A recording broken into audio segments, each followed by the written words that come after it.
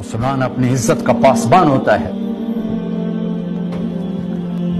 روم کے سردار نے حبیب بن عمیر رحمت اللہ علیہ کو گرفتار کیا، عمیر بن حبیب، اور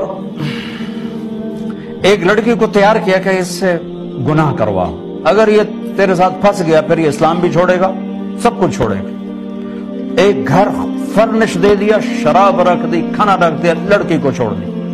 3 دن 3 رات وہ لڑکی سارا زور لگا بیٹھی اور اس نوجوان کی آنکھ اوپر نہیں اٹھی۔ جب آنکھ نہ اٹھے تو بڑے بڑے شیطان گمراہ نہیں کر سکتے، جب آنکھ اٹھ جائے تو جنید بغدادی بھی ہدایت نہیں دے سکتے۔ تیسرے دن وہ لڑکی کہنے لگی، تم لوہے کے ہو یا پتھر کے ہو؟ میری دعوت نے تم پر کوئی اثر نہیں کیا، تمہیں کیا چیز روکتی ہے؟ فرمانے لگے کہ تم سمجھتے ہو کہ ہم اور تو، میں اور تو اکیلے ہیں؟ نہیں، تیسرا اللہ ساتھ ہے، مجھے اس سے حیا ہے، مجھے میرے رب سے حیا ہے۔ تو ایک دم وہ لڑکی چیخ اٹھی کہ تیرے جیسے کو میں قتل نہیں ہونے دے سکتا، چونکہ پروگرام یہ تھا کہ اگر یہ اس رخ پہ نہیں آتا تو گردن اڑائی جائے، تیرے جیسے کو میں قتل نہیں ہونے دوں گی۔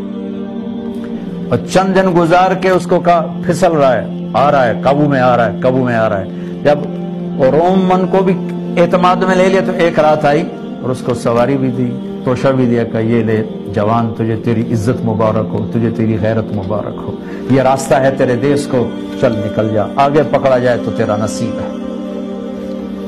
مسلمان اپنی عزت نفس کا محافظ ہوتا ہے، اپنی غیرت کا محافظ ہوتا ہے، اس کا کردار پتھروں میں دراڑ ڈال دیتا ہے۔